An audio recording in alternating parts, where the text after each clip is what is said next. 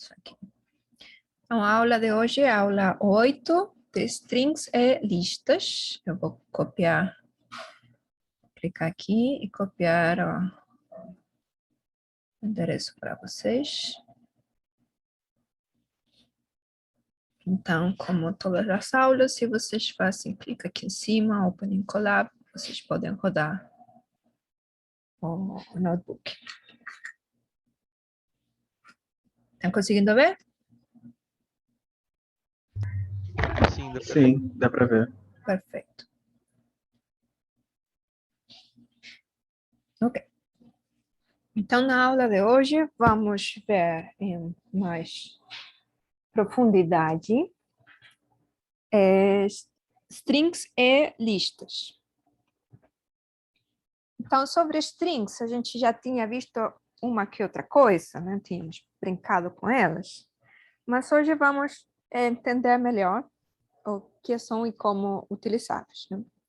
Strings não são como outras variáveis, como os números inteiros, os números reais de ponto flutuante ou as variáveis booleanas. São uma sequência, ou seja, uma coleção ordenada de valores. Isso quer dizer que é um tipo de variável composta, como também são as listas, que a gente utilizou algumas vezes, e as duplas, que veremos depois. Vamos ver, então, como utilizar as strings e como acessar os caracteres que compõem uma string de forma individual e aprender alguns métodos que elas têm. Essa aula está baseada, então, no livro, no capítulo de strings e no capítulo de listas. Então, como falamos, a string é uma sequência de caracteres, ou seja, que podem ser letras ou outros símbolos. E é possível acessar um caractere de cada vez com o operador de colchete. O índice, que é um número, uma referência a partir do começo da string. A referência do primeiro caractere da string é 0. Os índices negativos também podem ser usados e contam de atrás para frente, a partir do final da string. E uma string é imutável, quer dizer que você não tem direito a mudar ela. Você pode mudar objeto ou valor ao que uma variável estiver apontando, por exemplo, mas a string em si não vai mudar. Então, um exemplo aqui é uma variável fruta que contém como valor a string banana. Vou executar aqui. E se acessarmos com o colchete o elemento 1 de fruta, o que vai imprimir? Qual é o elemento 1 de fruta? De essa fruta banana? É a letra A, porque é o segundo elemento. O índice 0 era para o primeiro elemento B, o índice 1 é para o segundo elemento A. É possível usar algumas funções próprias do Python, como por exemplo, len. Então, isso entrega o comprimento, ou quantos elementos tem a string contida na variável fruta, né? Que é banana com 6 letras. E podemos utilizar esse valor do tamanho do string para fazer algumas operações. A última letra, por exemplo, seria o elemento tamanho -1, ou seja, o elemento 5 da string contida em fruta. Então, a última letra é A. Mas como acabamos de ver aqui em cima também, é possível utilizar índice negativo. Então, se eu quero dizer, me referir ao último elemento desse string, eu posso chamar também como colchete -1. Isso me vai dar a último elemento do string fruta. Então, agora, para tentar entender esses strings, né? Temos 2 exercícios rápidos para fazer agora, antes de passar ao seguinte, que é percorrer a string banana, usando iterações, como as que foram apresentadas nas aulas anteriores, e imprimir na tela, ou seja, print, uma letra por linha, mas como se fosse uma escada. Ou seja, a primeira letra é bem à esquerda, a segunda letra um pouquinho deslocada para a direita, a terceira letra um pouquinho deslocada para a direita dela, e assim por diante, como uma escadinha. E o segundo exercício seria escrever uma função que receba uma string como argumento e exiba ou imprima as letras de trás para frente, uma por linha. Ou seja, que a gente leia, por exemplo, banana de baixo para cima. Então, esses são os exercícios para agora. Como é que vocês solucionariam isso, né? Esses dois exercícios rápidos em conhecimento de como acessar esses elementos e como fazer funções e como percorrer com loop for ou while, né? Então, eu deixo vocês pensarem aí um pouquinho para resolver.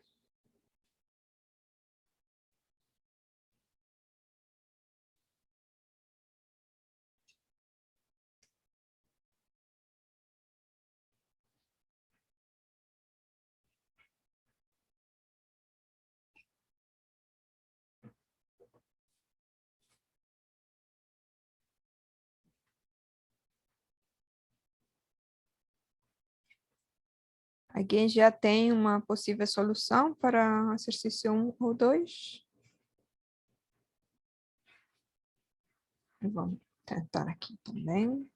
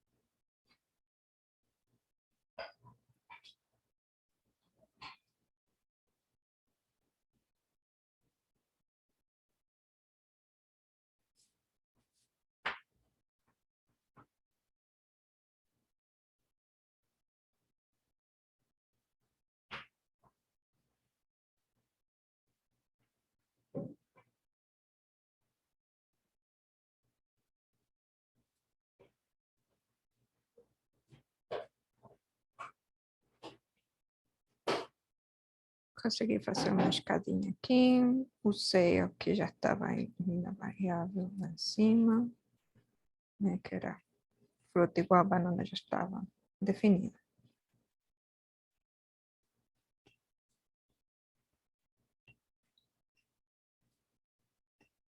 Alguém mais tem uma implementação diferente que queira mostrar?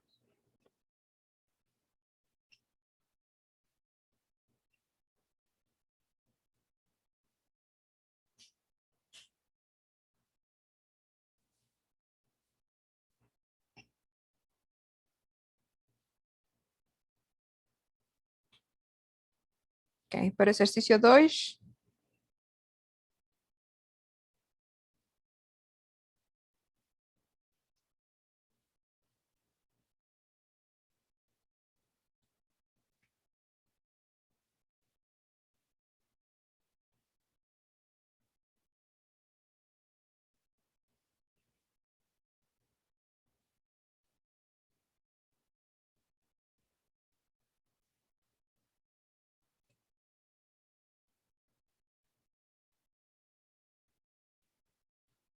Para o exercício 2 tem que fazer uma função, né?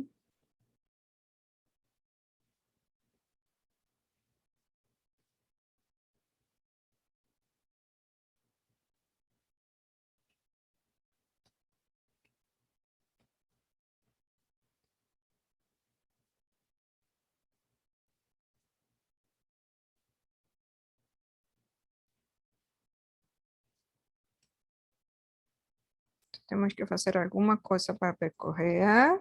Vou deixar vocês me falarem o quê. Aqui o negócio tem que imprimir. Então, alguma letra. Algum índice. Alguém tem uma possível solução para esse exercício 2?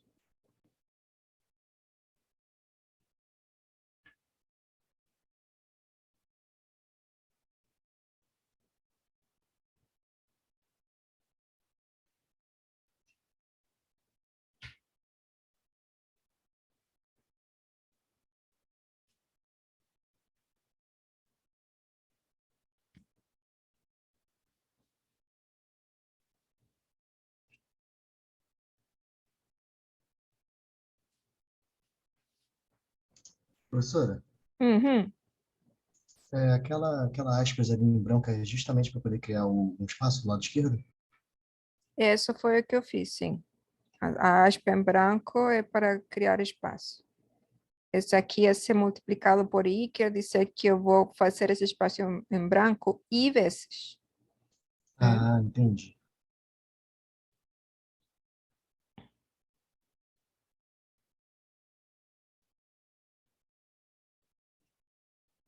Vocês podem fazer de forma diferente também. Pode ter sua própria versão.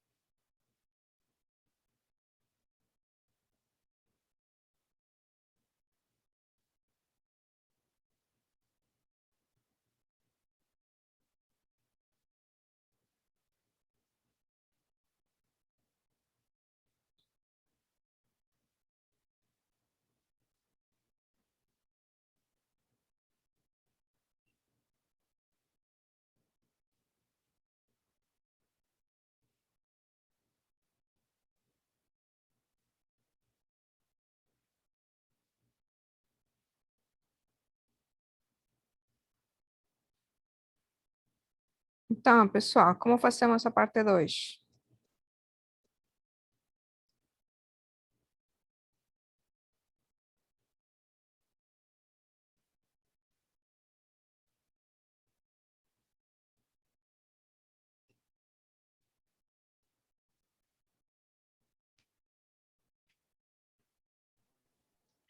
Nessa parte 2 eu acho mais simples primeiro inverter a string e depois iterar sobre ela normalmente como você fez na parte um.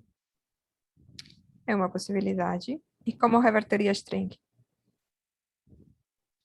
Você pode colocar dois pontos menos um. E aí ele reverte a string. Uhum.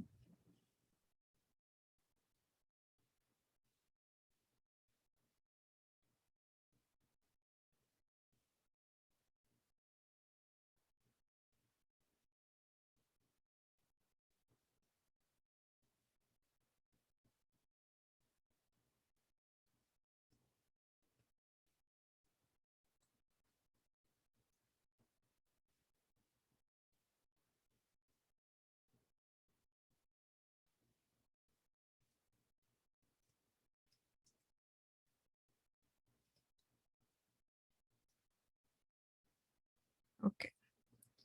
Eu tinha pensado uma outra forma, que seria, eu vou, de novo, como se fosse numerando, né? Que é de uma forma naive.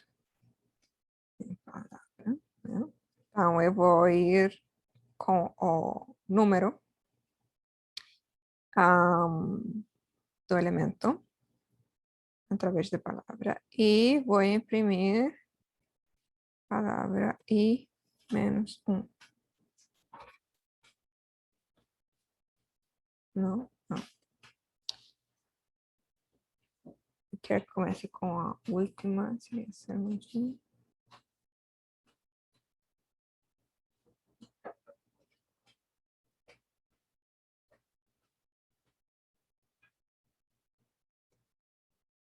Quizás menos um, menos sim. Vamos ver se funciona. Então, esse eu vou chamar verso 2.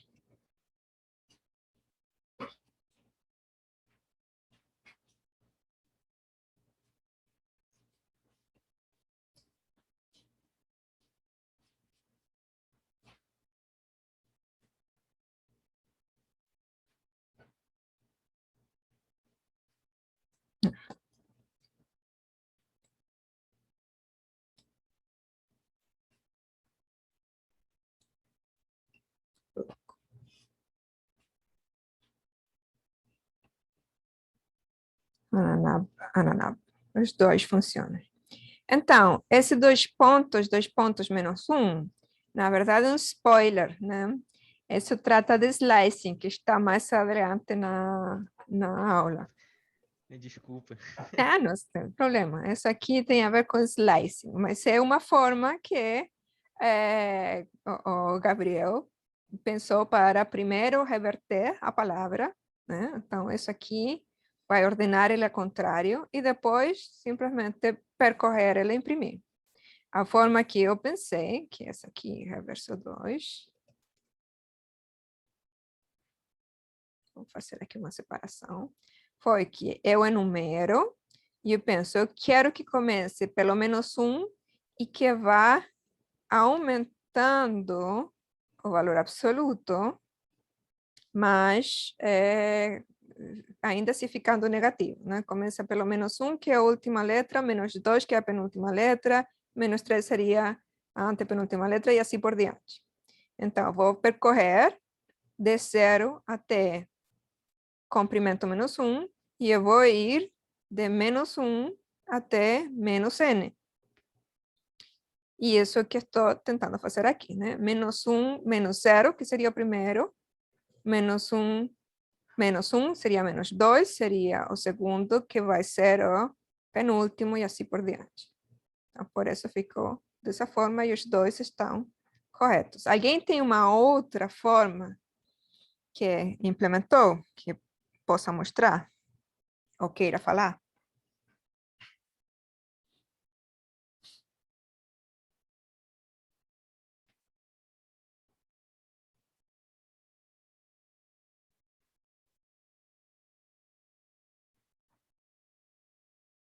Okay. Pessoal, vocês têm que fazer os exercícios da aula e participar na aula, senão eu vou estar falando no vazio, tá? Mas vou continuar.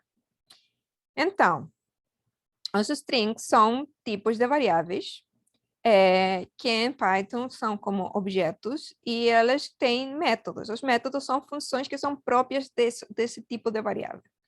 E vale a pena, então, pesquisar sobre os métodos operadores que podem ser utilizados com essa string, ou seja, que são próprios dessa string. Por exemplo, vocês podem pesquisar sobre o método upper, que tem a ver com maiúscula, minúscula, uppercase. Find, eu coloquei aqui outro método split, que eu uso muito quando eu utilizo strings, e outros. Vocês podem ver no manual, por exemplo, Python. Org, eu quero os docs. Se eu vou aqui em string, Python module, string methods. Eu vou copiar aqui para vocês pesquisarem sobre string methods. Tem o método capitalize, casefold, center, count, encode, ends with, expand tabs, find, que é uma das que tem a dica, formats, etc, etc, etc, etc, etc.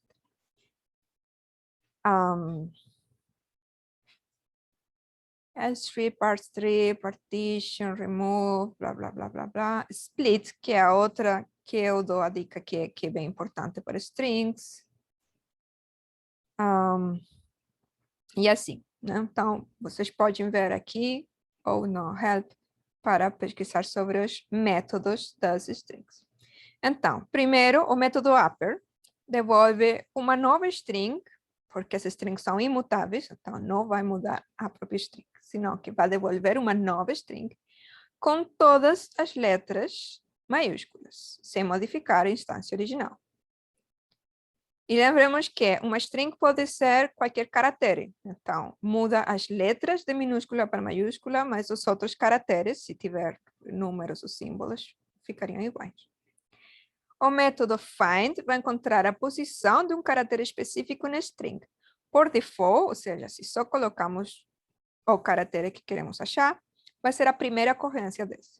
Mas se usamos um argumento opcional, é possível achar os índices das ocorrências subsequentes. Então, qual é o índice da letra A em banana, que sigue sendo o valor que está em fruta? É índice 1, porque é o segundo elemento, 0, B, 1 e A. Mas se eu quero a segunda ocorrência da A em banana, é o índice 3. In também é um operador que pode ser utilizado com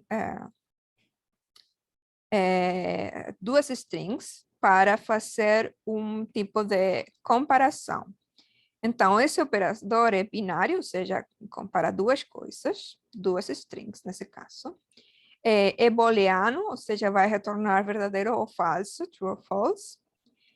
E retorna verdadeiro se a primeira string aparecer como uma substring, ou seja, como uma cadeia que aparece com essa mesma ordem na segunda string. Então, A está em banana? Sim. NN está em banana? Não. Apesar de ter duas N's em banana, não existe a string NN seguida, duas seguidas em banana. Ana em banana? Sim. E é possível também, então, utilizar esse operador com a sua negação, not in, onde simplesmente fazer o booleano oposto, né? Negar o booleano que estaria aí. Então, aplicando o que vocês já sabem sobre funções, podemos implementar, então, uma nova função, que aqui chamamos inBoth, que vai imprimir todas as letras ou caracteres de uma palavra dada como primeiro argumento, que também aparecem na palavra 2, no segundo argumento. Então, vai ter que percorrer as letras ou caracteres no primeiro. Se a condição que essa letra ou caractere está na segunda palavra, então ela imprime. Então, em aulas remotas, tem duas vezes A e AS. Por quê? Porque por cada uma que está na primeira, se estiver na segunda, vai imprimir ela.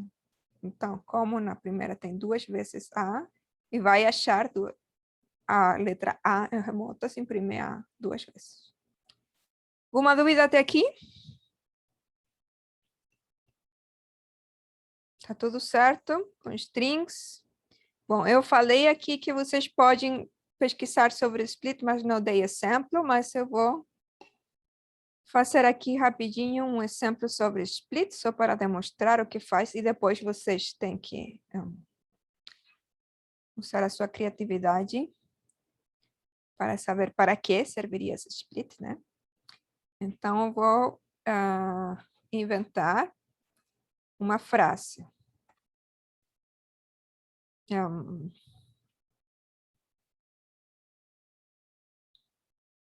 Gosto de morango. Seria uma frase, que é um string, né?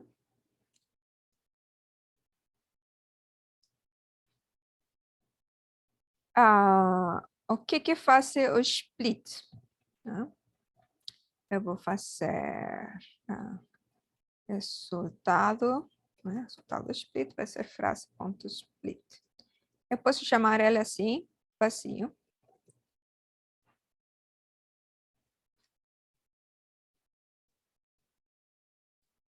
E o que ela faz vai ser quebrar essa frase. Nesse caso, eu fiz split vazio, então ele tomou o separador por default, que é o espaço, Então, separou essa frase em palavras, porque o separador é espaço. Então, cada vez que encontra um espaço, separa um pedacinho de string como elementos de uma lista. Esse resultado é uma lista cujos elementos são os pedacinhos da frase que foram separados por espaço. Eu poderia usar um outro caractere para separar, por exemplo, a letra E, e o resultado seria diferente. A primeira instância da letra E está aqui, no elemento 0, então o elemento 0 do split é um string vazio. O próprio caractere E não vai ficar, então o gosto de é o segundo elemento, e morango seria o terceiro elemento, com o espaço, né? Então, o que vocês escolhem como split, como separador aqui, vai fazer uma diferença. Outro exemplo que eu vou dar para vocês aqui seria se eu tiver um conjunto de medidas que foi me dado como um string, né? Então, por exemplo, quando a gente pede um input e diz pede temperatura média dos últimos 5 dias em Celsius, né? Estou pedindo isso. E vou adicionar um código depois. Então, vou fazer isso. E eu quero guardar isso numa coisa que eu vou chamar A, numa variável A, né? Então, vou rodar esse e vai dizer qual é a temperatura média dos últimos 5 dias em Celsius. Eu vou dar separado por vírgula, ok? E vou inventar os valores. 25, 24, 27, 30, 31. Pronto. Ok. O que tem A? É um string onde estão os valores separados por vírgula. Então, T, vou chamar A do split, se chama como estava antes, esse T, a seguir quase a mesma coisa, tem uma vírgula aí, está estranho. Mas eu vou chamar split, dizendo o meu separador é a vírgula. E aí, então, vou ter uma lista com os números.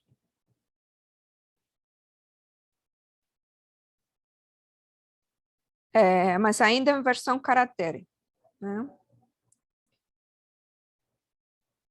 E aí eu posso dizer... Bom, depois eu vou fazer outras manipulações. Mas para vocês verem que esse split serve quando vocês querem fazer manipulações de coisas que vêm em formato de string, de texto, né? Seja um input na tela ou pode ser um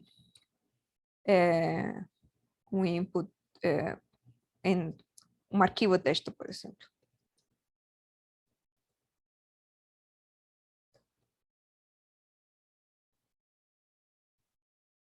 Aí se não boto espaço, então não tem espaço aqui. Mas, bom, para isso serve o split e a gente vai conseguir ver mais detalhes disso a seguir. Listas, então. As listas também são coleções ordenadas de valores, né? Também são tipos de variável composto. E os valores que compõem a lista são os seus elementos ou itens. Vamos chamar das indiferentemente de item ou elemento para querer dizer a mesma coisa. A lista vai manter a ordem dos elementos. É importante na lista manter a ordem dos elementos. E podem ser então identificados como sequências. Como também eram nas strings, que eram cadeias de caracteres, sequências, onde a ordem é importante, e as tuplas, que serão outro tipo de variável composta que vamos ver no futuro. Os valores das listas. Tem várias maneiras de criar uma nova lista e assignar para uma variável uma lista. É possível, nós já temos feito.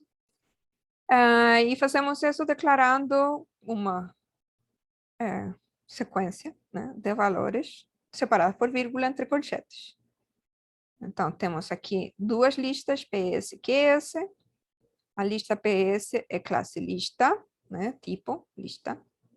Contém os elementos de número 10, 20, 30, 40. A lista QS tem algumas palavras e também uma lista. Então, primeiro, um exemplo dele na lista de 4 números inteiros, e o segundo na lista de 3 strings. Os elementos não precisam ser todos do mesmo tipo. Não é necessário para definir uma lista. Por exemplo, essa lista aqui, ZS, é válida, né? Tem uma string, um float, um inteiro e uma outra lista como elementos. Essa lista dentro de outra lista é dita de aninhada, ou seja, essa aqui vai ter a índice do elemento de esse objeto e dentro dele pode ter outro índice, e por isso é aninhado. Uma lista sem elementos, chamada lista vazia, é denotada simplesmente por colchetes vazios. Podemos atribuir os valores da lista a variáveis, como foi aqui, ou passar listas como parâmetros para funções, como a gente também já viu no passado.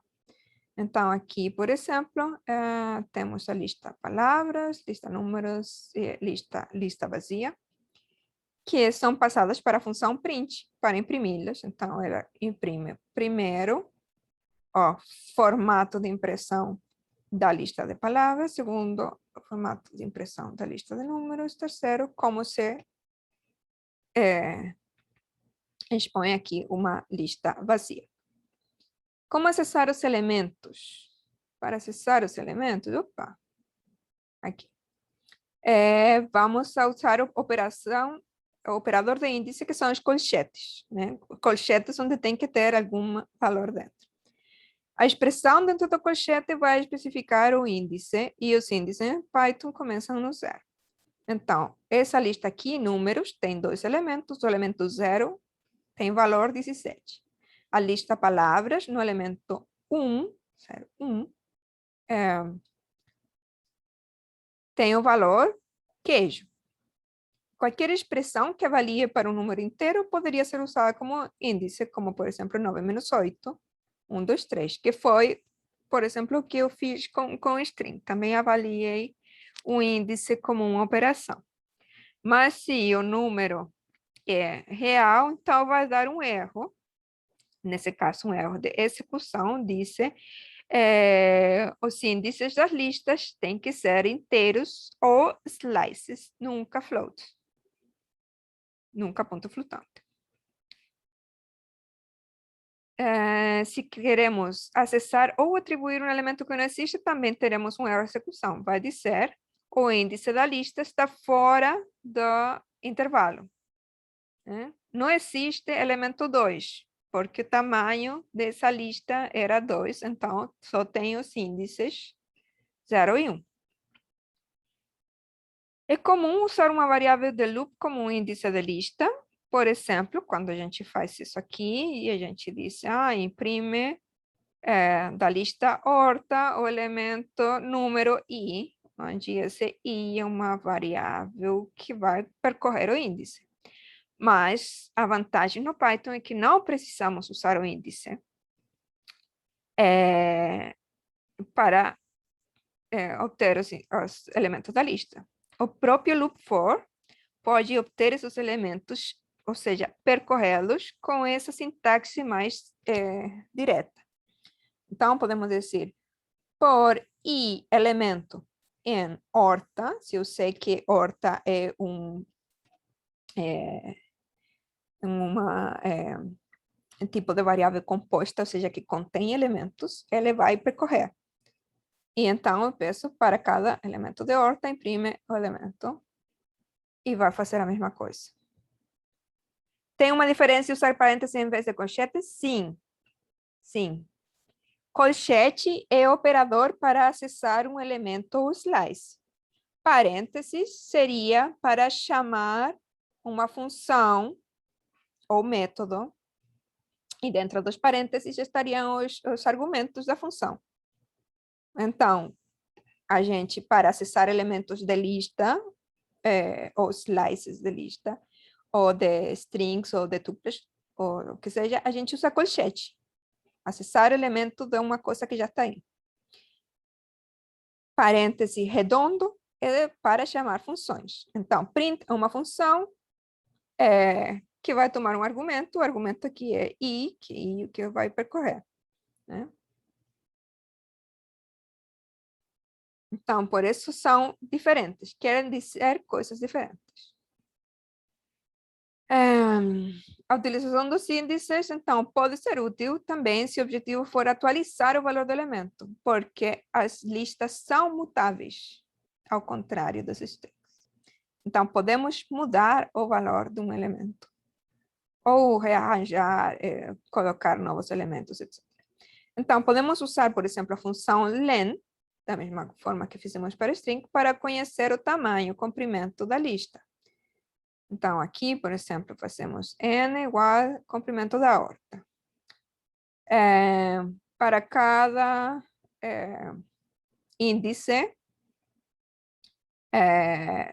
em range, no intervalo 0, n menos 1 incluído, né? No elemento horta, o elemento i da lista horta, substitui a palavra que estava pela palavra convertida em todo maiúscula. Então, esse aqui era um método dos strings que a gente viu em cima.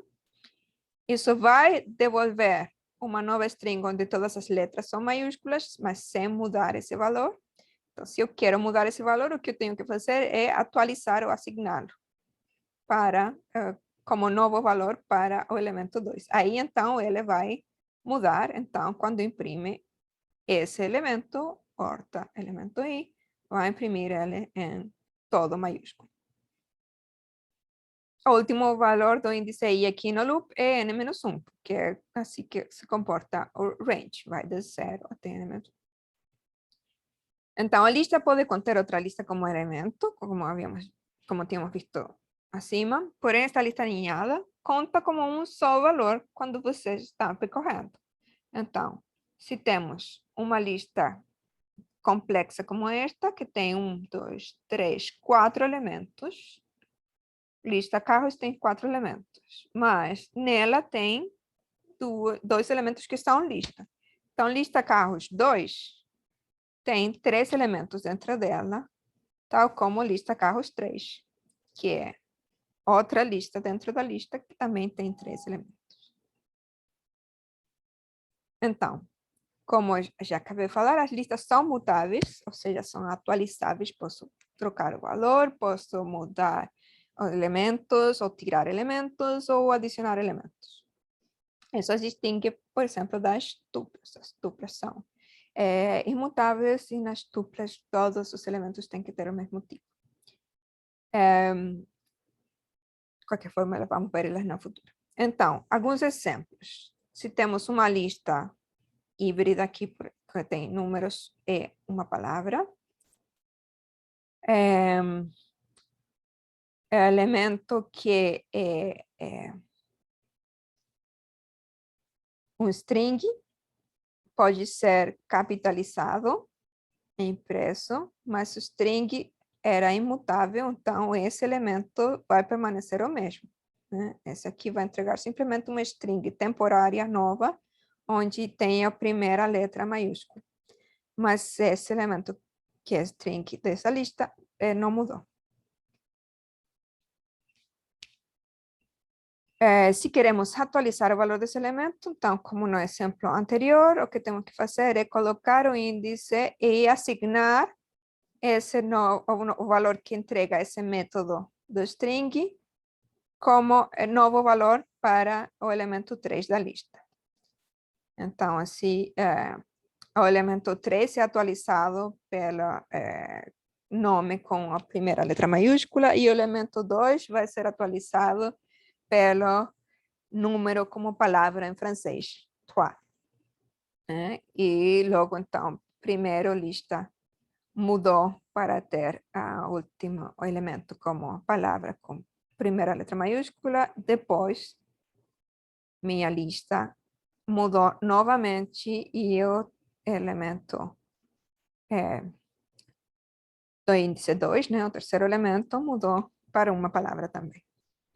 Agora, as fatias, os slices, que é o que estamos vendo aqui um pouquinho antes.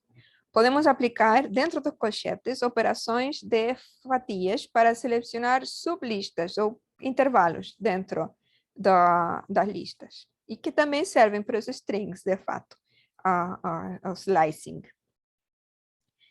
Então, se temos a mesma lista de cima, MyList, e selecionamos o slice desde o índice 1 até o 3, vai ter o elemento 1 e o elemento 2.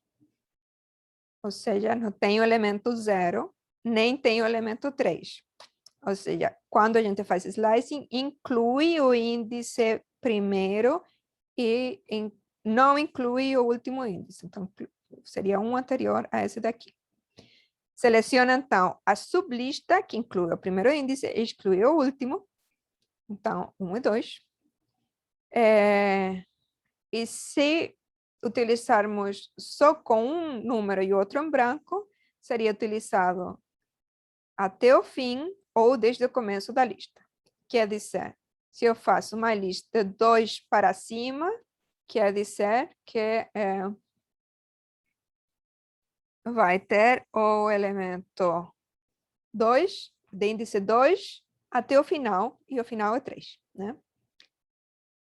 E se eu quero os primeiros,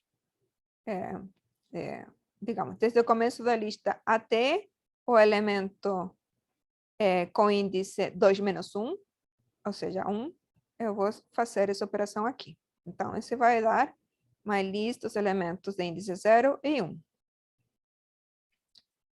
Então, como a lista tem comprimento 4, esse aqui seleciona o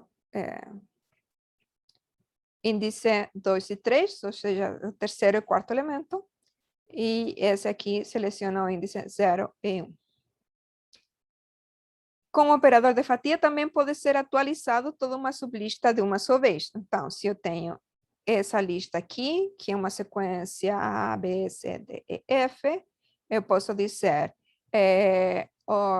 a sublista com índices 1 e 2, eu vou substituir por XY.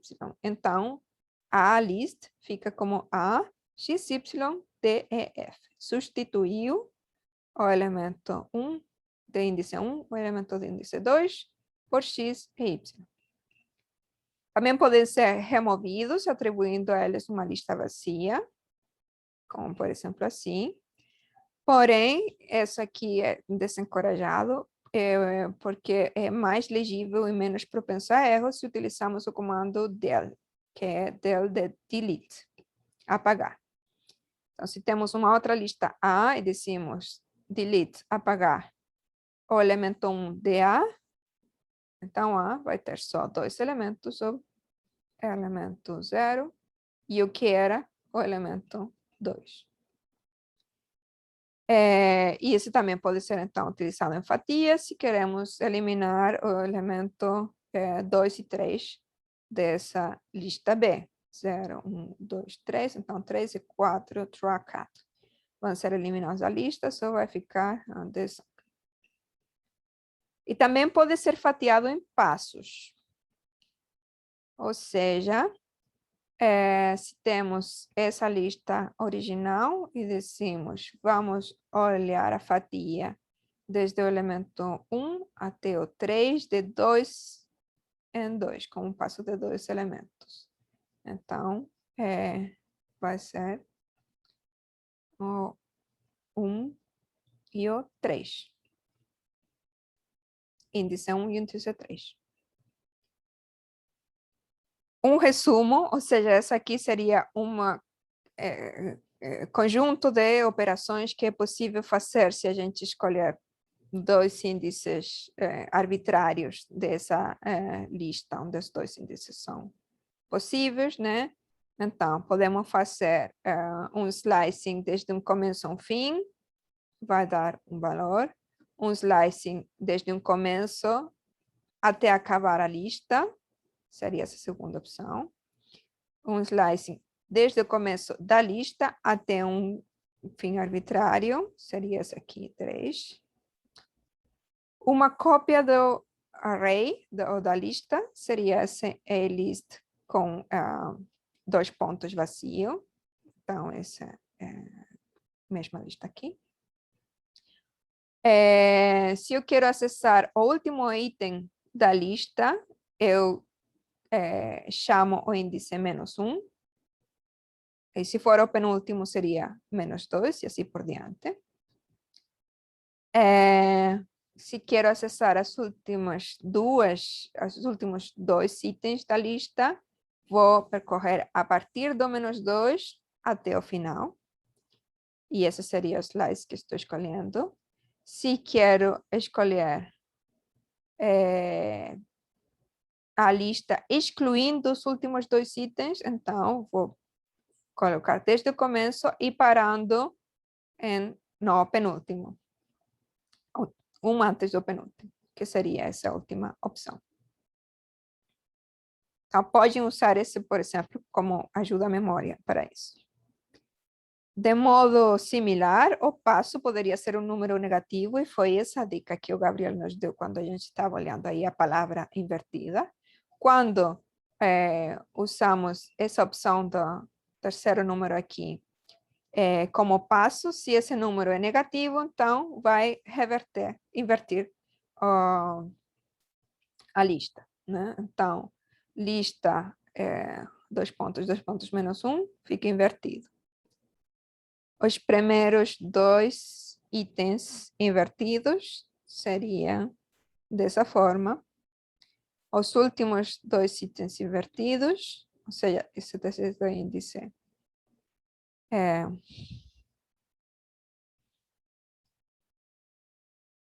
o índice original é 0 e 1, invertido.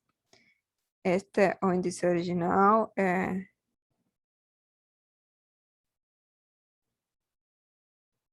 penúltimo e último, invertido. E esse é percorrendo, excepto os 2 últimos invertidos. E isso também, então, pode ser utilizado chamando um método slice, onde os argumentos do método slice fazem a mesma, dão o mesmo resultado, né, do que usar esse slicing com 2 pontos nos colchetes. Então, essas operações de fatiamento também funcionam com string, a seleção de substrings. A modificação de string não funciona da mesma forma. Métodos de lista. Então, a lista tem alguns métodos da mesma forma que o string. Operador de ponto é usado para acessar os métodos internos de lista. E se vamos aqui, por exemplo, e vemos standard types, list.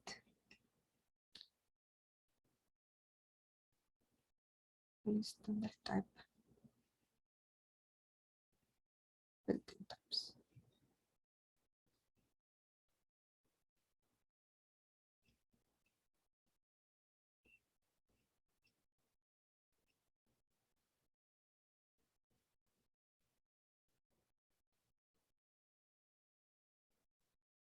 Aqui. Sequences. Então, quero chegar a a classe lista e quais são os seus métodos. Tem métodos próprios da lista, como ordenar, sort,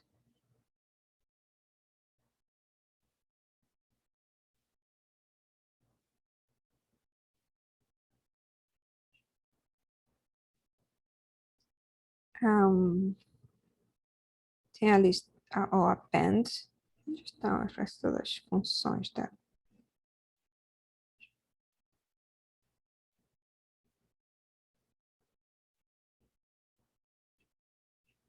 Mutable sequences.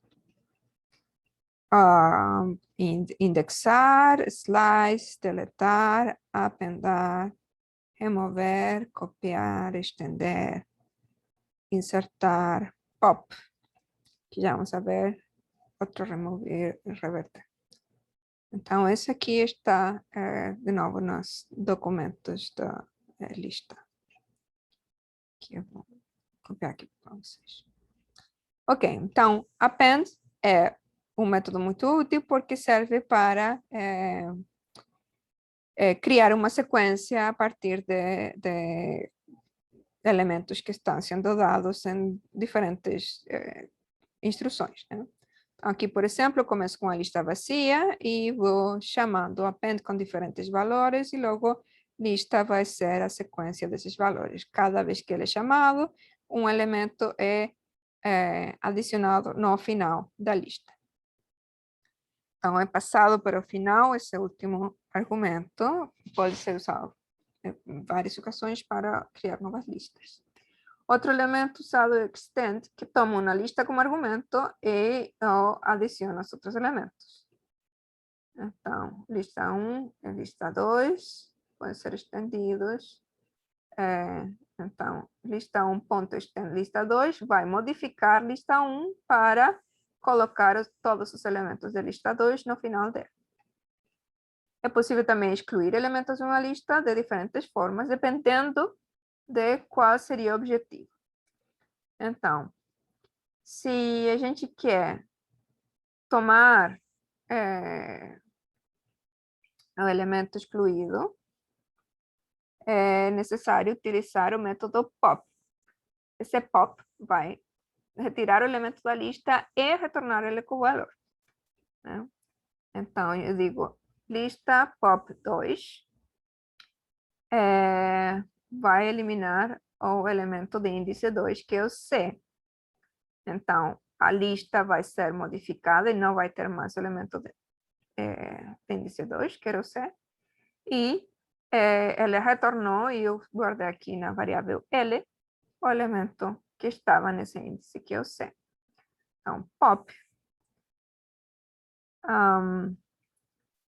acha esse valor e o tira da sequência S.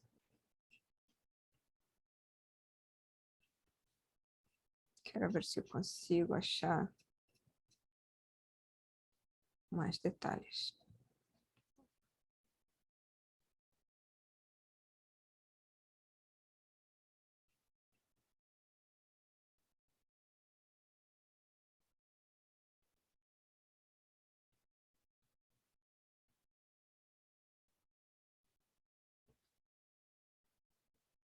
Então, aqui.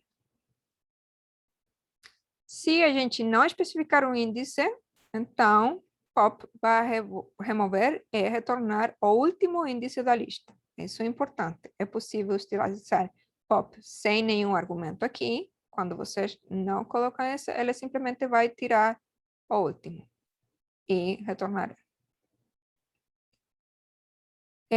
Se o elemento excluído a gente não quer utilizar, simplesmente quer remover ele, então a gente chama a instrução dele. Então, temos a mesma lista inicial e dizemos, quero remover, deletar o elemento de índice 2 da lista. Então, lista foi modificada sem o elemento de índice 2 e eu simplesmente deletei, não queria usar. Se eu quero eliminar um elemento, mas não sei qual é o seu índice, pode utilizar o método remove. Então, tenho a mesma lista e eu quero remover a ocorrência do valor D, mas não consigo saber qual é o índice, por exemplo. Eu chamo remove D e elimino, então, o elemento D, sem necessidade de averiguar primeiro qual era o índice dele. Então, utilizando essas conhecimentos, né, adquiridos hoje e através das outras aulas, vamos tentar resolver os exercícios agora. E também podemos resolver dúvidas sobre os exercícios das aulas anteriores, né? Então, o primeiro exercício, que tem a ver com o segundo também, seria a primeira introdução à resolução numérica de equações diferenciais. Então, imagina que tem um esportista, maratonista, atleta, treinando basiquinho aí para começar a estar em forma, né? Em um trecho de 5 quilômetros, ele vai com uma velocidade quase constante de 12 quilômetros por hora. Então, o objetivo do exercício é vocês irem calculando o movimento retilíneo uniforme, né? Vamos imaginar retilíneo. Produzir uma lista com a distância percorrida em intervalos de 1 minuto. Ou seja, a pessoa está indo a uma velocidade constante com a distância percorrida em intervalos de 1 minuto e o trecho é 5 quilômetros, né? Então, isso vai agora para a parte 2 do exercício. Esse mesmo atleta, no seguinte trecho, ou seja, acabou de correr esses 5 quilômetros a 12 quilômetros por hora, vai acelerar durante 200 metros até chegar numa velocidade de 15 quilômetros por hora. E depois vai manter essa velocidade de 15 quilômetros por hora por uma distância de 1,8 quilômetros. Queremos obter uma tabela, o gráfico, para análise da médico que está ajudando esse atleta, né? Que nos dê a distância percorrida em função do tempo e que calcule o tempo total para chegar nos 7 quilômetros. Fazer isso utilizando as listas, né? Esse atleta percorreu 7 quilômetros porque primeiro foi em 5 quilômetros a essa velocidade, depois acelerou um pouquinho, chegou em outra velocidade e terminou o que faltava para percorrer 7 quilômetros, ok? Então, esse cálculo vai ser parte do exercício. Terceira parte, terceiro exercício. Considerar um pêndulo simples em um plano. O comprimento da linha é 1 metro, a massa é 0,2 quilogramas, ou seja, 200 gramas. A aceleração de gravidade é a aceleração de gravidade padrão, 9,8 metros por segundo quadrado. Fazer um gráfico ou criar uma tabela que nos dê a posição da massa em coordenadas cartesianas em função do tempo, utilizando listas. Então, para um pêndulo simples, a posição é dada em quê? Coordenadas cartesianas, como é que a gente faz, né? Aí vocês têm que pensar isso, fazer isso similarmente ao exercício anterior, não? Com resolução de equações diferenciais, entre aspas, que vocês têm que pensar um pouquinho, e fazer isso em função do tempo, ou seja, criar uma lista onde tenha uma variável, digamos,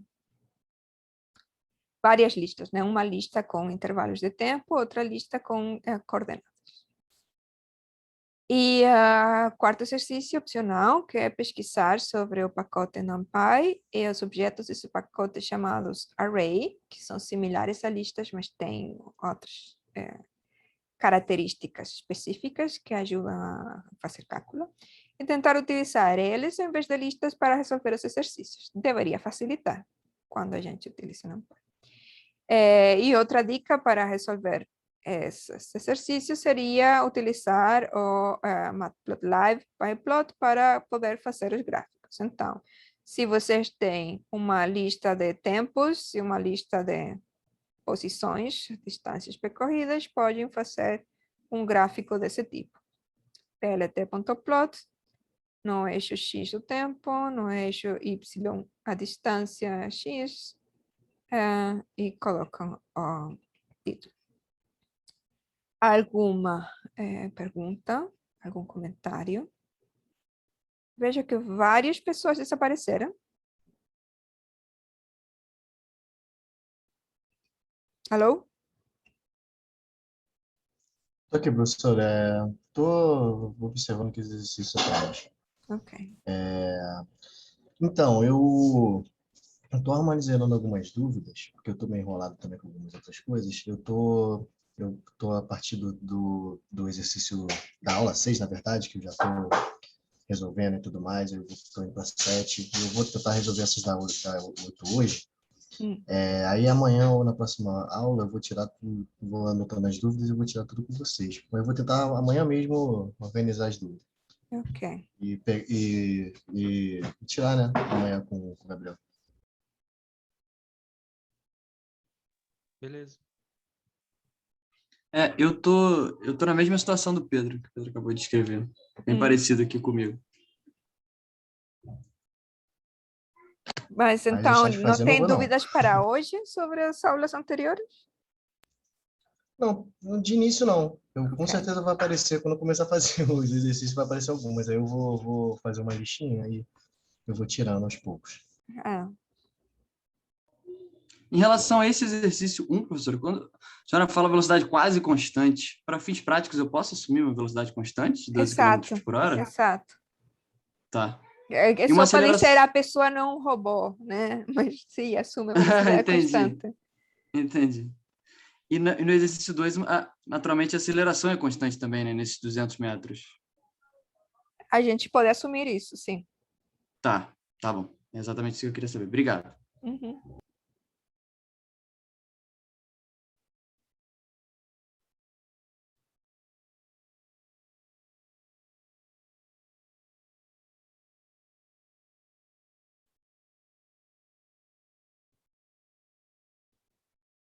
Ok, vou parar de compartilhar e parar de gravar.